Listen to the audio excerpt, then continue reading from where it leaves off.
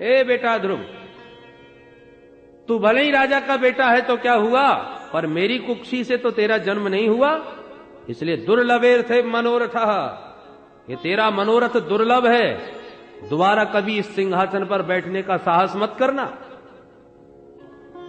ध्रुव जी बोले, मां, केवल मैं इसलिए नहीं बैठ सकता कि मैं तुम्हारा बेटा नहीं, तो अब ये बताइए इस सिंहासन पर बैठने के लिए मैं क्या करूं, मुझे क्या करना चाहिए, कुछ उपाय है?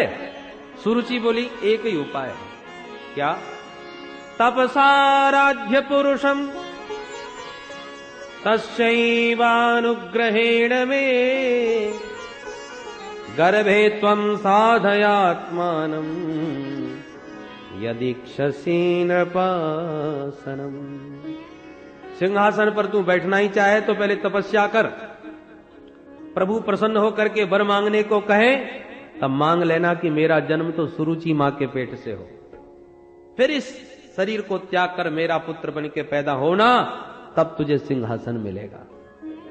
इन वचनों ने भक्त और भगवान दोनों का अपमान कर दिया। भक्त का तो अपमान कर ही रही है सुरुचि, भगवान का भी अपमान हो रहा है, क्योंकि अपने गर्भ को भगवान से भी बड़ा बता रही है। पहले तपस्या करेगा तब भगवान मिलेंगे, और जब भगवान मिलेंगे तब तुझे मेरे गर्भ में आना मिलेगा, इसका मतलब मेरा गर्भ भगवान से भी ऊपर है।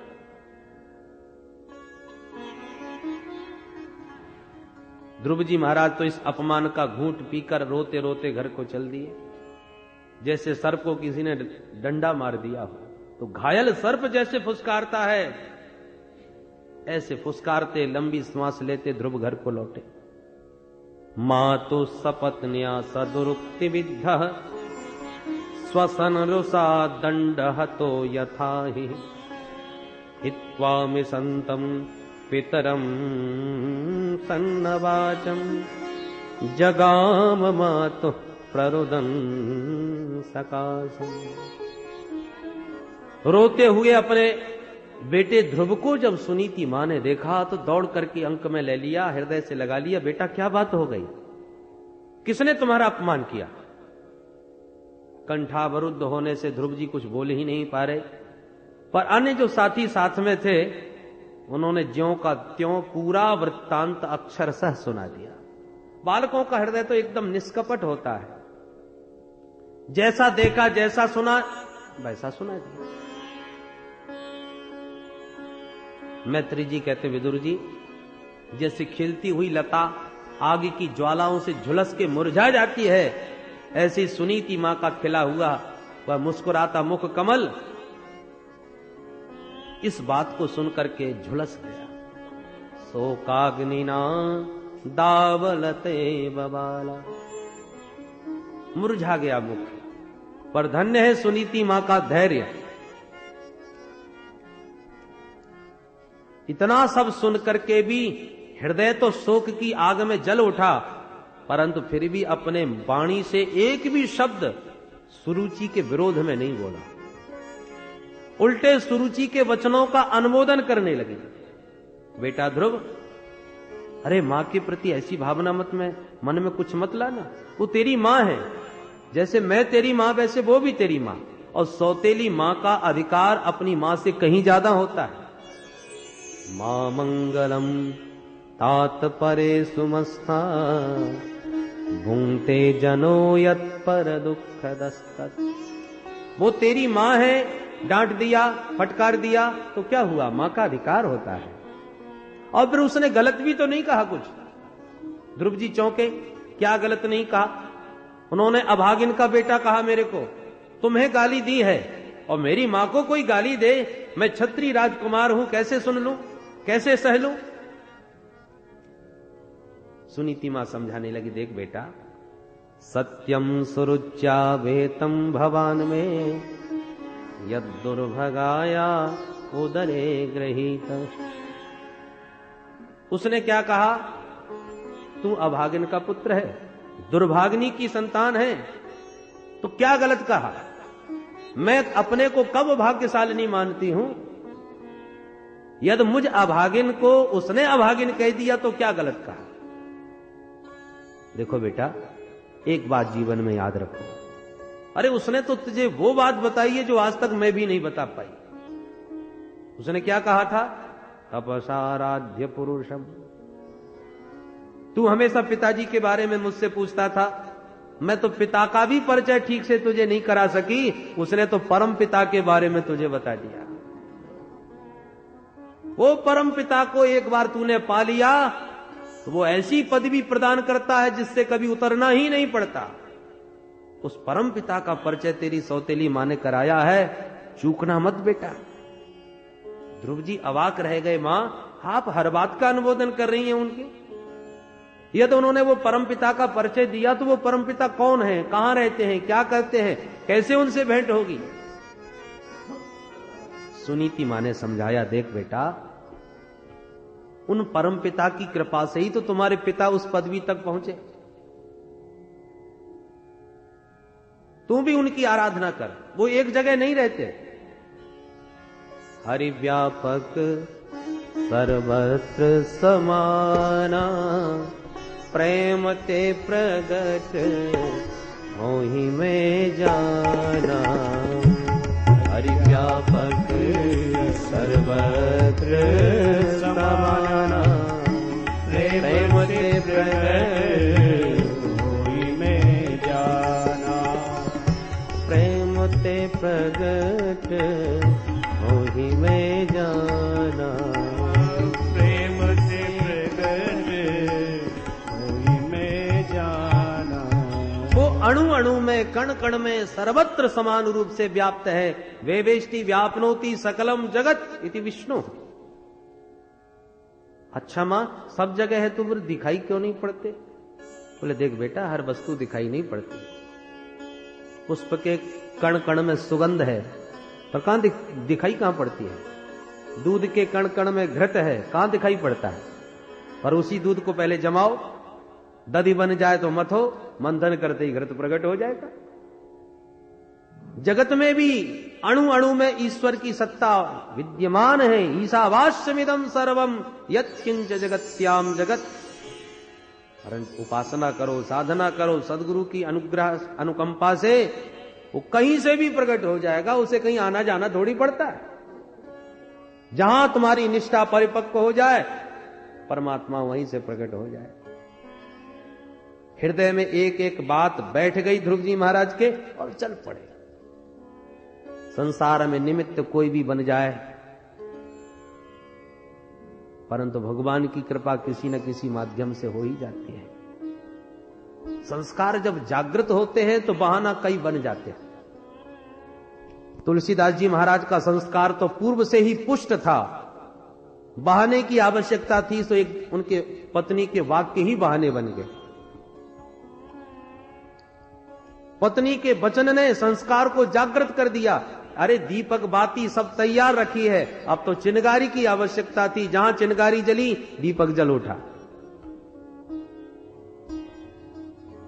कुछ लोग कहते हैं अरे गोस्वामी जी को इतना महान संत यदि बनाया तो उनकी पत्नी ने, उनकी डांट से वो संत बन गए। भाई पत्नी के डांटने से कोई संत बन जाता तो आज घर घर में संत बैठे नजर आते। बोलो राधे राधे। अरे वचन तो एक निमित्त बन गया, संस्कार उनके जागृत हो गए। दीपक तैयार था इसलिए जल उठा। जब घी ना हो, बाती भी ना हो तो चिनगारी क्या करे? ध्रुव जी की चिनगारी जागृत हो गई। जन्म जन्मांतर की साधना आज पुनः जागृत हो गई। चल पड़े वन की ओर। घनघोर वन में जाके चारों तरफ देख रहे हैं परमात्मा को कहां ढूंढे। और जब कोई सच्ची लगन के साथ निकलता है तो परमात्मा उसका पथ प्रशस्त करने के लिए स्वतः संतों का दर्शन उसे करवा देते हैं। संतों को ढूंढने से दर्शन प्राप्त नहीं होता। हरि की कृपा जब जागती है तो संत सहजता से प्राप्त हो जाते हैं। बिनु हरि कृपा मिल ही नहीं संत। हरि कृपा न हो तो प्रयत्न करने पर भी नहीं मिलते। ध्रुव जी महाराज तो परमात्मा से मिलने निकल पड़े। ढूंढ रहे थे चारों ओर कि अचानक मिल गए देवर्षि नारद। अरे बेटा, इस जंगल में तू कहां जा रहा है? ध्रुव जी ने नारद जी को प्रणाम करके अपनी व्यथा कथा सुनाई। सारी घटना सुनकर के नारद जी मन ही मन मुस्कुराए। अहो तेज क्षत्रियाणाम मानभंगमवश्यताम। अद्भुत है तेज इन क्षत्रियों का। 5 साल का ये क्षत्रिय कुमार मात्र सौतेली मां के वचनों से व्यथित होकर आज परमात्मा को पाने के लिए निकल पड़ा। थोड़ा इसका परीक्षण करके देखो वैराग्य किस स्तर का है, क्योंकि संसार में प्रायः मरकट वैरागी ज्यादा होते हैं। घर में भाई खटपट के चल बाबा के मठ पर, घर में लड़ाई झगड़े होने पर तब प्राय लोगों को वैराग्य का भूत चढ़ता है। अरे कुछ नहीं धरा, सब दुनिया स्वार्थी है, आज से कोई मतलब नहीं, हम तो चले हरिद्वार में भजन करेंगे। तिल मिला के घर से निकल पड़े और रेलवे स्टेशन तक भी नहीं पहुंच पाए कि पप्पू की याद आएगी। वो मेरा पोता कितना छोटा, मेरे साथ सोता, मेरे साथ खाता, और मैं उसे छोड़ के चला जाऊंगा, बीमार पड़ जाएगा, रो रो के घर भर देगा। अरे 10 बर्तनें खटकती रहते हैं, फिर कभी देखेंगे, जरा समझदार वो हो जाए। ये बंदर जैसा वैराग्य, कभी इस डाली पर कभी उस डाली पर। तो नारद जी को लगा ये 5 साल का बच्चा ही तो है, जरा इसका वैराग्य किस स्तर का देख लूं। समझाने लगे, देख बेटा तुम्हारी उम्र बहुत छोटी है, नाधुनाप्यवमानम से सम्मानम वापि पुत्रक लक्षयामः कुमारस्य सक्तस्य क्रीडनादिषु। बेटा ये उम्र तुम्हारी अभी खेलने कूदने की है, इस छोटी सी अवस्था में मान अपमान पर इतना ध्यान नहीं देना चाहिए। बच्चों को माता पिता सहजता से ही डांट देते हैं, इतना बुरा मान गए। जिस परमात्मा से मिलने की बात कर रहे हो बेटा, उस परमात्मा को पाने के लिए तुम्हें वन वन में सैकड़ों संत मिलेंगे, जिन्होंने सैकड़ों वर्षों से उपासना कर रखी है और आज तक एक झलक नहीं मिल पाई। मुनयः पदवीं यस्य निसंगेनोरुजन्मभि न विदुर्मृगयन्तोऽपि तीव्र योग समाधिना। बड़े बड़े अमलात्मा, विमलात्मा, महात्मा, योगींद्र, मुनींद्र, संत, सन्यासी जन्म जन्मांतर साधना कर करके परेशान, फिर भी पाते नहीं। तू 5 साल का बालक कैसे पा सकेगा, सोच ले। और एक बात कहूं, संसार में जो सुख दुख मिलते हैं बेटा, वो अपने प्रारब्धानुसार मिलते हैं। बुद्धिमान व्यक्ति को चाहिए कि दुख में पाप क्षीण हो रहे हैं ये अनुभव करे, और सुख में सुकृत समाप्त हो रहे हैं ऐसा अनुभव करें। ऐसा अनुभव करने से क्या होगा, बोले दुख में वो ज्यादा घबराएगा नहीं और सुख में ज्यादा अभिमानी नहीं बनेगा। दुखे सति पापम क्षीयते, सुखे सति पुण्यम क्षीयते। यद यद्दैव विहितम सतेन सुख दुःखयोः आत्मानं तोषयन् देहि तमसः पारमृच्छति। कहना बहुत सरल है कि दुख में तड़फो मती, सुख में भूलो मती, और इतना सरल थोड़ी है। सुख में सुखी हुए बिना और दुख में दुखी हुए बिना प्राणी रह नहीं पाता। इसलिए यह सूत्र हमेशा याद बना रहे, दुखे सति पापम क्षीयते, सुखे सति पुण्यम क्षीयते। सुख दे करके पुण्य समाप्त, दुख दे करके पाप समाप्त। तो पाप दुख दे करके समाप्त हो रहे हैं, ये दुख की घड़ी में याद बना रहे तो व्यक्ति को हर्ष ही होगा। चलो कटने दो। अरे भाई फोड़ा हो गया, अब चीरा लग रहा है, मवाद निकल रहा है, तो दर्द तो हो रहा है, पर साथ में एक अंतर सुख भी है कि ये मवाद निकल जाएगा, थोड़ा मेरा ठीक हो जाएगा। तो यदि उस चीरे के समय यदि ये अनुभव हो कि हमारा चीरे ठीक डॉक्टर के द्वारा ऑपरेशन किया जा रहा है, अब मैं ठीक हो जाऊंगा, तो वो कष्ट भी परिणाम में सुख देने वाला होगा। अनुभव बना रहे, पर अबोध बालक नहीं समझेगा ये बात, बुद्धिमान विवेकी पुरुष समझ सकते हैं। उसी प्रकार अज्ञानी जीव तो दुख में एकदम दुखी होकर के डूबे ही जाते हैं, और विवेकी सत्पुरुष जो विवेकशील हैं वो उस दुख में पाप का नाश देख करके उसके परिणाम से सुखी होते हैं। बड़ा दिव्य उपदेश नारद जी ने दिया और कहा, देख बेटा एक बात और सुन ले, बड़ों को देखकर सुखी होना सीखो, छोटों पर अनुग्रह करना सीखो और बराबर के लोगों से मैत्री करो तो जीवन में कभी दुखी नहीं होगे। आजकल हम अपने दुख में उतने दुखी नहीं है जितने कि पड़ोसी के सुख से दुखी है। हमको 4 साल हो गई उसी गाड़ी को लिए घूम रहे हैं और पड़ोसी ने, हमारे साथी ने 4 गाड़ी खरीद ली। इस बात का ज्यादा टेंशन होता है। इसलिए गुणाधिकान मुदम लिप्सेत अनुक्रोशम गुणाधमात मैत्रीम समानादन्विक्षेत न तापैरभिभूयते। बहुत सुंदर उपदेश नारद जी ने उस बालक को दिया। और ध्रुव जी हाथ जोड़ करके बोले, सरकार, कोई छलनी छानने वाली होती है ना, उस छलनी को लेकर के गैया दोहने बैठ जाए तो क्या दूध टिक पाएगा? नहीं। उसी प्रकार आप अमृत जैसी वाणी बरसा रहे हैं जो अद्भुत है, दिव्य है, पर मेरा हृदय सौतेली मां के वचनों के बाणों से इतना छिन्न भिन्न हो गया है, इतना छलनी हो गया है कि वो आपका अमृत टिक नहीं पा रहा मेरे हृदय में। सुरुच्या दुर्वचो वाणिर न भिन्ने श्रेयते हृदय। हृदय मेरा इस समय बहुत छिद्र से भर गया है, टिकेगा नहीं आपका वचन। एक ही लक्ष्य बनाया है, परम पिता को पाना। उपाय बताइए आप। नारद जी समझ गए पक्का चेला है,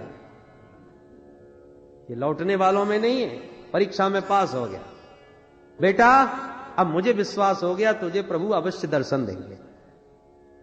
कान में मंत्र फूंक दिया, 12 अक्षर मंत्र कान में डाल दिया। मंत्र कैसे कहते हैं? मननात् त्रायते, उसका मनन किया जाए। मंत्रों का संकीर्तन नहीं होता, केवल एक ही मंत्र ऐसा है जिसका संकीर्तन भी होता है और जाप भी होता है। कौन सा? हरे राम राम राम हरे हरे, हरे कृष्ण कृष्ण कृष्ण हरे हरे, हरे राम। सभी गाइए, राम राम राम हरे हरे, हरे कृष्ण कृष्ण कृष्ण हरे हरे, हरे राम राम राम हरे हरे, हरे कृष्ण कृष्ण कृष्ण हरे हरे, हरे राम राम राम हरे हरे, हरे कृष्ण कृष्ण कृष्ण हरे हरे, हरे राम राम राम हरे हरे, हरे कृष्ण कृष्ण कृष्ण हरे हरे, हरे राम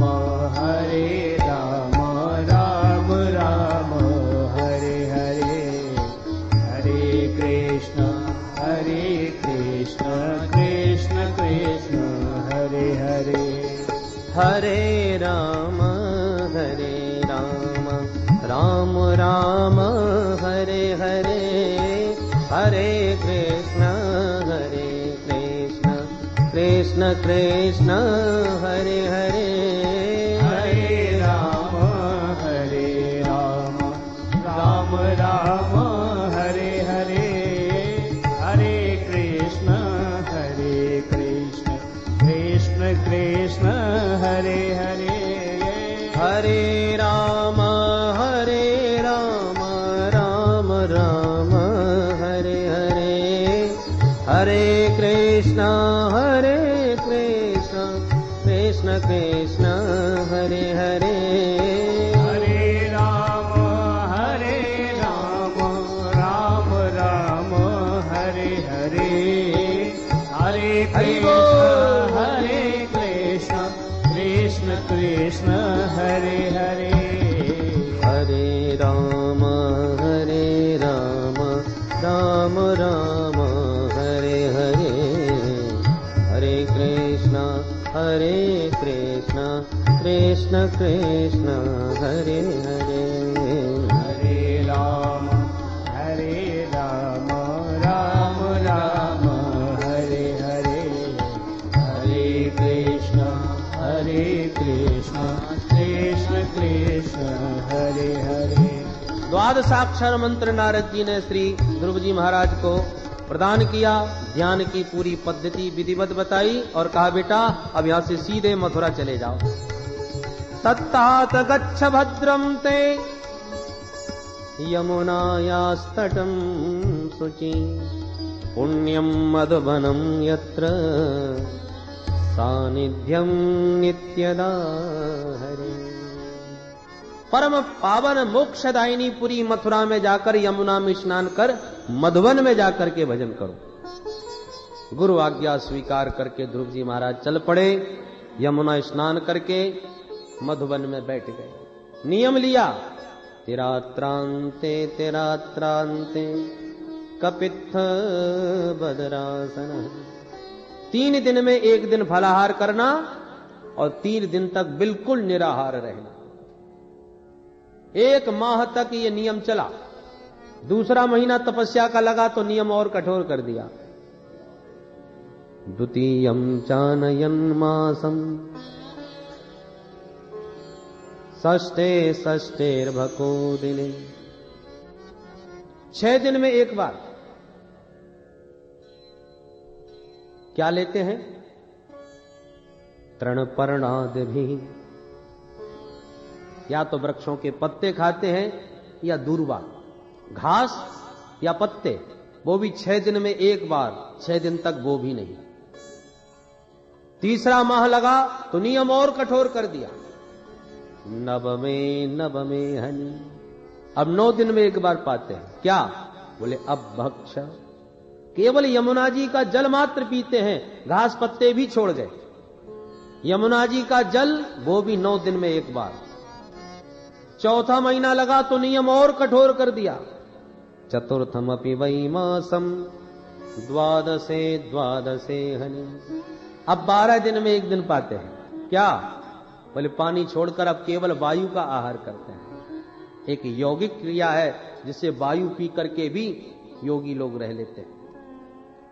तो 12 दिन में 1 बार वायु आहार करते हैं, पानी भी छोड़ गए। देखिए जरा तपश्चर्या कैसे की जाती है। कोरी भावुकता की तपस्या नहीं है। सदगुरु के सानिध्य में, उनके मार्गदर्शन में श्री ध्रुव जी महाराज तप कर रहे हैं। कुछ लोग कभी कभी कथा सत्संग सुनकर के एकदम भावुक हो गए और निर्णय लिया अब की बार हम नवदुर्गा बिल्कुल 9 दिन तक निराहार रखेंगे। आज तक एकादशी कभी ठीक से नहीं करी और एकदम 9 दिन का व्रत लेने का संकल्प कर लिया। कुछ भी नहीं खाएंगे पिएंगे, व्रत चला जैसे तैसे। 6 दिन तक खिंच गया, 7वें दिन अस्पताल में भर्ती हो गए, बोतल चढ़ानी पड़ी, सारी तपस्या धरी रहेगी। तो ऐसा दुराग्रह नहीं करना चाहिए। शरीर को कसौटी पर कसते हुए चलो। श्री ध्रुव जी महाराज वही कर रहे हैं। पहले 3 दिन में 1 बार, फिर 6 दिन में, फिर 9 दिन में, फिर 12 दिन में, धीरे धीरे तपस्या के द्वारा शरीर को कस रहे हैं। शारीरिक क्षमता भी तो देखो भाई। 5वां महीना लगा तब तो श्री ध्रुव जी महाराज ने ऐसा प्राणायाम चढ़ाया कि ध्यान ब्रह्म पदैकेन तस्तौ स्थाणुरिवाचल। पैर के अंगूठे पर खड़े होकर प्राणायाम ऐसा चढ़ाया कि समस्त प्राणियों का प्राणवायु अवरुद्ध कर दिया। त्रैलोक में हाहाकार मच गया। देवता हरि की शरण में। नैवं विदामो भगवन् प्राणरोधम चराचरस्याखिल सत्वधाम विधेहि तन्नो ब्रजनाद् विमोक्षम प्राप्ता वयम त्वाम शरणम शरण्यम। हे प्रभु आपकी शरण में है, रक्षा करो। भगवान बोले किससे रक्षा करें? बोले यही तो नहीं जानते हम। नैवं वेदामः, हम आपको नहीं बता सकते कि किसने हमारा प्राण श्वास रोक लिया, ये तो आप ही जानो। भगवान बोले मां भैष्ट, डरो मत।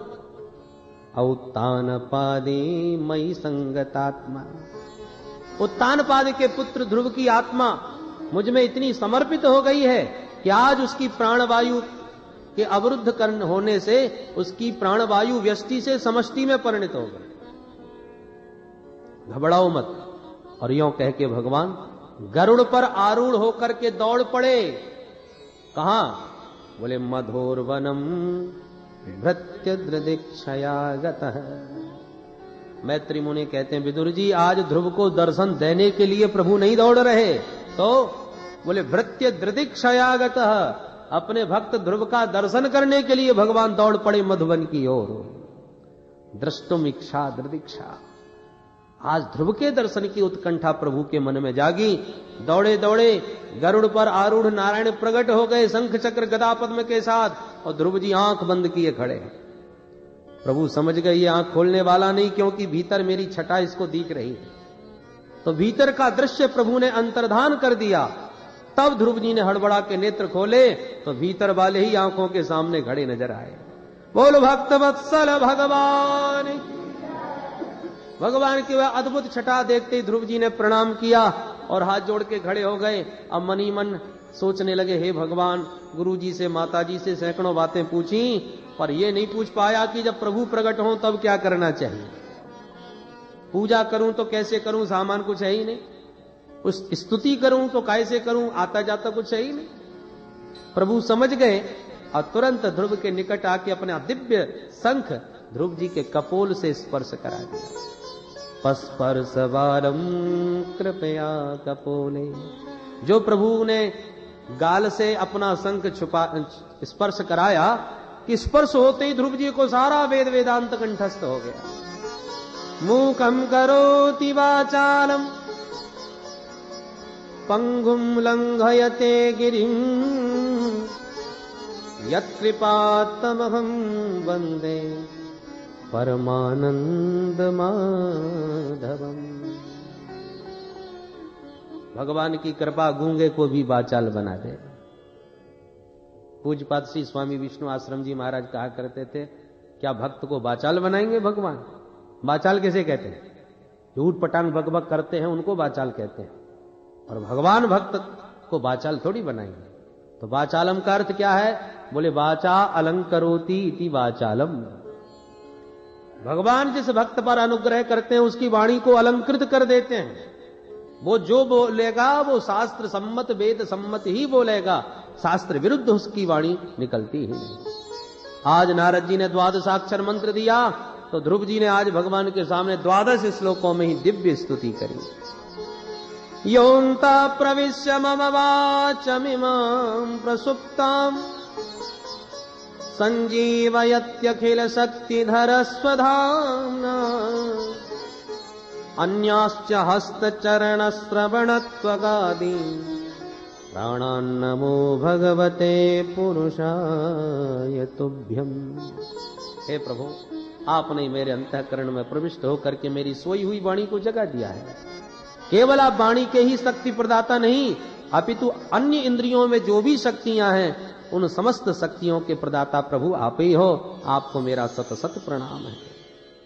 जो आपके श्री चरणों को पाकर आपके प्रेम को न मांगकर संसार की अनित्य वस्तुओं की याचना करते हैं, मेरी दृष्टि में उनकी मति मारी गई। आपकी माया ने उनकी बुद्धि को हर लिया, जो कि कामधेनु गाय के सामने खड़े होकर के बकरी की पूजा कर रहे हैं, कल्प वृक्ष के पास रह करके आग धतूरे की पूजा कर रहे हैं। मैं जान गया आप वही नारायण हो। कल्पांत एतद अखिलम जठरेन गृह्णन्। तो सारे कल्प के अंत में सारे ब्रह्मांड को अपने पेट में धर के जीवों को अपने उदरस्थ करके विश्राम करते हैं। ऐसे हे प्रभु, आपके श्री चरणों में सत सत प्रणाम। भगवान बोले, बेटा कुछ मांगो। ध्रुव जी कहते हैं, प्रभु आपको देखने के बाद अब कोई भी मांगने की इच्छा शेष नहीं रही। भगवान बोले, फिर भी तुम सिंहासन पर बैठने की इच्छा लेके आए थे ना, इसलिए जाओ पहले सिंहासन पर चल के बैठो, 36,000 वर्ष राज्य करो, और उसके बाद तुम दिव्य ध्रुवलोक को प्राप्त करोगे। यों कह के भगवान अंतर्धान हो गए, और ध्रुव जी को लगा जैसे हम ठग लिए गए। मेरी तो बुद्धि देवताओं ने ठग ली। मतिर विदूषिता देवई पतत्वी असहष्णु भी। देवताओं ने मेरी मति हर ली, जो तुच्छ नासवान इस अनित्य वस्तु राज्य को मैं पाकर संतुष्ट होकर आ गया। जब घर आए, राजा को पता चला, स्वागत में दौड़ पड़े। पूरी प्रजा आज ध्रुव जी के स्वागत में दौड़ रही है, और तो और सौतेली मां भी आज दौड़ रही है अपने बेटा से मिलने के लिए। मैत्री मुनि कहते हैं, विदुर जी, यस्य प्रसन्नो भगवान गुणैर्मैत्र्यादिभिर्हरिः तस्मै नमन्ति भूतानि निम्नमापः इव स्वयं। अरे जिस पर गोविंद की कृपा दृष्टि पड़ जाती है, सारा जगत उस पर कृपा बरसाने लगता है। जा पर कृपा राम के होई, और ता पर कृपा करे सब कोई। फूटी आंख नहीं देखना चाहती थी सौतेली मां, आज वो भी स्वागत में ध्रुव जी के हाथ जोड़ के खड़ी है। ध्रुव जी महाराज ने दौड़ के पिताजी को प्रणाम किया, फिर सौतेली मां को प्रणाम किया, गदगद होकर हृदय से लगा लिया।